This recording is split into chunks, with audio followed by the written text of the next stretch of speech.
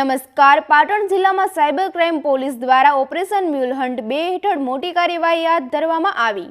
તપાસ દરમિયાન 9 mule bank account 16.65 કરોડના શંકાસ્પદ અને ગેરકાયદેસર નાણાકીય વ્યવહારોનો પર્દાફાશ થયો છે.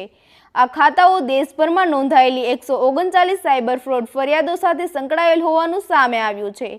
સમગ્ર મામલે 16 આરોપીઓ સામે ગુનો નોંધાયો છે, જેમાંથી 8 આરોપીઓની ધરપકડ કરવામાં આવી છે. વધુ સમાચાર માટે જોડાયેલા રહો RP Gujarat news Rajkot.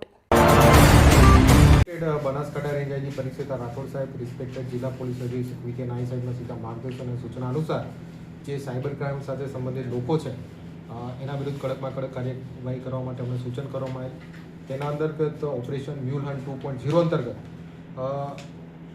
Cyber crime police station પાટણને સમન્વય પોર્ટલ અને national cyber crime reporting portal છે એના અંતર્ગત ટોટલ 139 અલગ અલગ સાયબર ફ્રોડની ફરિયાદો આવે, જેના અંતર્ગત ડિટેલમાં ઇન્વેસ્ટિગેશન કરતાં એવું જાણવા મળેલ કે આ બધી ફરિયાદો ટોટલ જે 9 બેંક એકાઉન્ટ છે એના સાથે સંલગ્ન છે.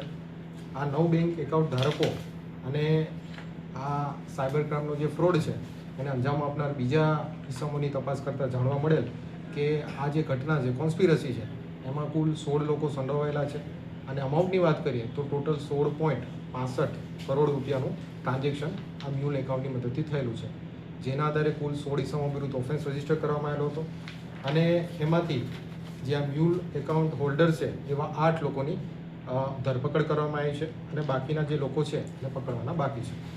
આ પકડાયેલા આરોપીની વાત કરીએ તો આરોપી નંબર 1 છે યાકુબભાઈ ઉર્ફે મુન્નો, રહેવાસી પાટણ. આરોપી number 2 Bhargav son of Rajeshbhai Nathalal Patel, રહેવાસી પાટણ. Vishal son of Baldevbhai Gafurbhai Raval. આરોપી નંબર 4 મનોજકુમાર ઉર્ફે મનુ રાવળ. આરોપી number 5 Vijaysinh son of Ladjiji Thakor, રહેવાસી એલમપુર પાટણ.